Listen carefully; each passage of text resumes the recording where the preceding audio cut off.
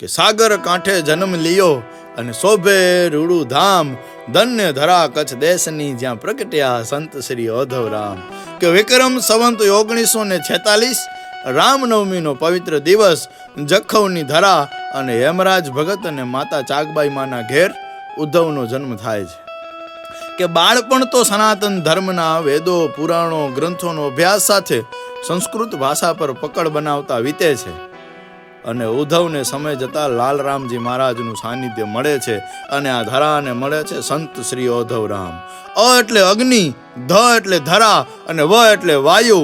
કે અગ્નિ સમી ભક્તિ કરી અને ધરા પર ધર્મનું વાયુ વેગે પ્રચાર કરનાર જો કોઈ રામ હોય ને તો એ સંત શ્રી ઓધવરામ છે. સાહેબ, કહેવાય છે કે સંતોને સંતપણા નથી મફતમાં મળતા.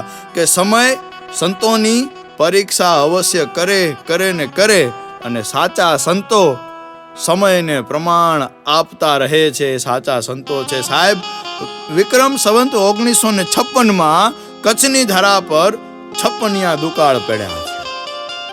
કે ગાયે ભરખિયા મકોડા અને સ્ત્રીએ ભરખિયા બાળ, વડને વેલો લાખા ફૂલના તારા દેશમાં પડ્યો દુકાળ. એવો દુકાળ કે જ્યાં માણસને ખાવા માટે અન્નનો દાણો નથી અને પીવા માટે કોઈ સરોવરમાં પાણી નથી. બાપા પોતાના આશ્રમ પર પોતાની કુટીરમાં તપસ્યા કરી રહ્યા છે અને એક દિવસ પોતાની ગૌશાળામાં બાપા આવે ત્યાં દ્રશ્ય જોવે છે કે એક ગોવાળનો દીકરો પોતાની ગાયોને લઈ અને ગીર સોમનાથ બાજુ જતો હોય છે. બાપા એને તરત પૂછે છે કે ભાઈ, ગાયોને લઈને તો ભલે જા, પણ આ મારતા મારતા ગાયોને ન લઈ જવાય. ગાય તો આપણી માતા છે અને માને મરાય નહીં. ત્યારે ગોવાળ કહે છે કે બાપા, ગાયને મારું નહીં ને તો ગાય બેસી જાય અને ગાય બેસે તો પોતાના પ્રાણ છોડી દે. આ શબ્દો બાપા સાંભળે અને બાપાનો હૃદય કંપી ઉઠે છે અને તરત કહે છે, દીકરા, આ ગાયોને લઈ આવ મારા આશ્રમમાં. જો કદાચ ગૌ સેવાનો અવસર જો મને મળતો હોય તો એનાથી સૌભાગ્ય બીજું મારું કોઈ હોઈ ન શકે. બાપાએ ત્યાંથી આદેશ કરે છે, કચ્છ પ્રદેશમાં દુકાળ સમયે કોઈ પણ ગાય હોય, આશ્રમના દરવાજા હંમેશા એના માટે ખુલ્લા છે. અને સમય જતા ગાયોની સંખ્યા વધવા લાગી. કે બાપા નિરણની તો વ્યવસ્થા કરતા, પણ ઈશ્વર સાગરની માલિપાએ પાણીના તળ ઊંડા જવા લાગે છે, કુવાના તળ સુકાવા લાગે છે. ત્યારે બાપાના મનમાં એક ગંભીર વિચાર આવે છે કે ખાવા નિરણ તો છે, પણ પીવા પાણી ક્યાંથી લાવશું? અને બાપા એ જ સમયે પોતાની કુટીરમાં જઈ અને કઠોર તપસ્યામાં સમાધિમાં બેસી જાય છે. એક દિવસ, બીજો દિવસ વીતતા પોતાના બધા જ સેવકોના મનમાં વિચાર આવે છે કે બાપા 2 દિવસ થયા પોતાની કુટીરમાંથી બહાર આવ્યા નથી. બાપા કેમ હશે? બાપાની તબિયત તો બરોબર હશે ને?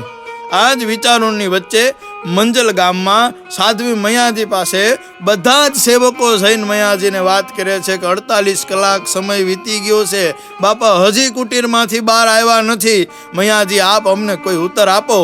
અને ત્યાં મૈયાજી પોતે સમાધિમાં જઈ અને જોવે છે અને દ્રશ્ય ભાળે છે કે બાપાએ તો પોતાના ગુરુ મહારાજની સાક્ષીએ ઇન્દ્રથી હઠ માંડી છે અને કીધું છે કે હે મારા ગુરુ મહારાજ, જો આ આશ્રમમાં એક પણ ગાય પોતાના પ્રાણને છોડે ને તો હું ઓધવરામ એનાથી પહેલા મારા પ્રાણને છોડી દઈશો. એ ઇન્દ્ર, તારે આ ધરા પર વરસવું પડે અને ઈશ્વર સાગરના તળને ઊંચા લાવવા પડે. અને કઠોર બાપાએ તપસ્યા. ત્યાં સાધ્વીજી કહે છે, આપ કોઈ કુટીર સુધી જાજો નહીં, બાપા પોતે આવશે, બાપા પોતે આવશે. અને સમય જતા બાપાની ભક્તિની વચ્ચે ઇન્દ્ર મહારાજ પ્રસન્ન થાય છે અને ધરા પર કાળી ડિમાંગ વાદળીઓ છવાય છે કે ચડાય અષાઢી વાદળા કાળા દવડા અંબર તોતે 10 યોતર આદિ માથે ઉછળ્યા ધરાર. ત્યાં તો ઝીંગોલા મોરલા માથે વાહરી મંડાણી ચડી. એક ધારા મેઘ રાજા મંડાણા, એ ધરા પર મેઘના મંડાણ થયા અને ધરા પર વરસાદના આગમન થયા.